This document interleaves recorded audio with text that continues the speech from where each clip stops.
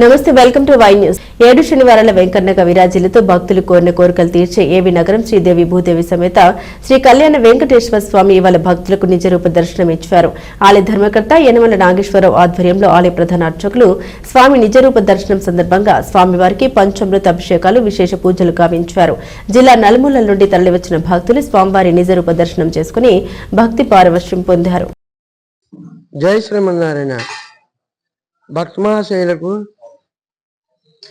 ఈ గ్రామ ప్రజలకు అందరికీ కూడా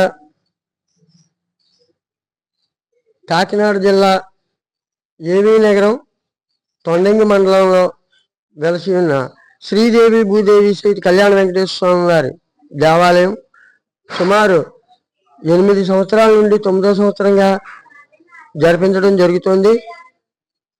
అదేవిధంగా స్వామివారి యొక్క కళ్యాణం, అదేవిధంగా స్వామివారి యొక్క అభిషేకము తదితర కార్యక్రమాలన్నీ కూడా నెలవారీ జరిగేటువంటి కార్యక్రమాలు ప్రతి ఏకాదశి నాడు కూడా శ్రీ వీర వెంకట సత్యనారాయణ స్వామి వారి దివ్య కళ్యాణం మహావ్రతాలు జరిపించబడతాయి. కావున వ్రత మహోత్సవాలు కాకుండా అదేవిధంగా దేవాలయంలో జరిగేటువంటి వివిధ కార్యక్రమాలు, అన్నప్రాసనలు, అక్షరాభ్యాసాలు వగైరా కార్యక్రమాలన్నీ కూడా జరిపించడం జరుగుతుంది. అదేవిధంగా నెలవారీ కూడా ప్రతి నెలలోనూ మొదటి శుక్రవారం స్వామివారి మూల విరాట్కు పంచద్రవ్యాలతోటి అభిషేక మహోత్సవం జరిపించబడుతోంది. ఈరోజు మొదటి శుక్రవారం కావున ఈరోజు స్వామివారి దివ్య మహాభిషేకాన్ని పంచద్రవ్యాలతోటి జరిపించడం జరిగింది. ప్రతి నెలలోనూ కూడా శ్రవణ నక్షత్రంలో స్వామివారికి దివ్య కళ్యాణ మహోత్సవం జరిపించబడుతుంది. అదేవిధంగా ప్రతి రోజు కూడా నిత్యము కూడా శుక్రవారం అమ్మవారి కుంకుమ పూజలు, అదేవిధంగా స్వామివారి నిత్య కైంకర్యాలన్నీ కూడా జరిపించడం జరుగుతోంది. ఈ యొక్క కార్యక్రమాలన్నీ కూడా శ్రీ యనమల రామకృష్ణుడు విజయలక్ష్మి దంపతులచే జరిపించబడుతోంది. కావున 50 మంది కూడా ఈ యొక్క మహత్తరమైనటువంటి కార్యక్రమాల్లో పాల్గొని స్వామివారి దివ్యాశీస్సులు పొందగోరుచున్నాం. అదేవిధంగా ప్రతిరోజు కూడాను వివిధ గ్రామాల నుండి కూడా 7 వారాల వ్రతం అనేటువంటిది స్వామివారికి జరిపించడం జరుగుతోంది. 7 శనివారాలు అంటే ప్రతి శనివారం కూడా భక్తులు వచ్చి ప్రదక్షిణాలు చేసుకుని 7వ శనివారం నాడు స్వామివారికి అభిషేకోత్సవం కానీ కళ్యాణోత్సవాలు కానీ జరిపించుకోవచ్చు. వారి యొక్క కోరికల్ని కోరుకోవడం, వారి యొక్క కోరికలు నెరవేర్చడం స్వామి యొక్క ప్రత్యేకత.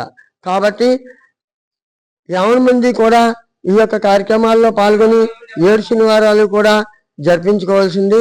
అదేవిధంగా శ్రీ యనమల నాగేశ్వరరావు గారు కుమారుడు శివమురళీకృష్ణ గారి ద్వారా ప్రతి శనివారం కూడాను భక్తులు ఇచ్చేటువంటి కైంకర్యాలతోటి మహా అన్నదానం కార్యక్రమం జరిపించబడుతోంది. ఈ అన్నదాన కార్యక్రమం కూడా భక్తులు పుట్టిన రోజు కానీ, వివాహం అంటే పెళ్లి రోజులు కానీ ఇటువంటి కార్యక్రమాల్లో కూడా స్వామివారికి అన్నదాన కార్యక్రమం జరిపించుకోవచ్చు. వారి యొక్క తేదీలను బట్టి జరిపించడం జరుగుతోంది. కావున భక్త మహాశయులందరూ కూడా గమనించి స్వామివారి దివ్య దర్శనం చేసుకుని పూనితులు కావాల్సిందిగా కోరుచున్నాం. జై శ్రీమన్నారాయణ, జై జై శ్రీమన్నారాయణ. అదేవిధంగా స్వామివారికి శ్రీ సరస్వతి అమ్మవారి దేవాలయంలో ప్రతి శుక్రవారం కూడా సరస్వతి పూజ, మూలా నక్షత్రం రోజున సరస్వతి అమ్మవారికి పూజా కార్యక్రమం జరిపించబడుతోంది. అదేవిధంగా శ్రీదేవి భూదేవి సహిత అమ్మవారికి కూడా కార్యక్రమాలు, కుంకుమార్చన కార్యక్రమం జరిపించబడుతుంది. ఈ నెల 16వ తేదీ నుండి కూడా ధనుర్మాస కార్యక్రమం జరిపించబడుతుంది. ఈ ధనుర్మాస కార్యక్రమంలో స్వామివారికి, అమ్మవారికి కూడా నిత్యము కూడాను పూజా కార్యక్రమాలు జరిపించబడతాయి. గోదాదేవి కళ్యాణం చివరి రోజున జరిపించబడుతుంది. ఆఖరి రోజు అంటే భోగి రోజున అమ్మవారికి గోదా కళ్యాణం జరిపించబడుతుంది. జరిపించుకునేటువంటి భక్తులందరూ కూడా ప్రతిరోజు కూడాను ఈ యొక్క ధనుర్మాస కార్యక్రమాన్ని పూజ జరిపించుకోవాల్సిందిగా కోరుచున్నాం. ధనుర్మాసం అంటే ప్రతిరోజు కూడా తిరుప్పావై సేవ కూడా జరిపించబడుతోంది. ఈ తిరుప్పావై సేవ కూడా చూసి తరించవలసిందిగా భక్తులకు మనవి చేయడం జరుగుతుంది.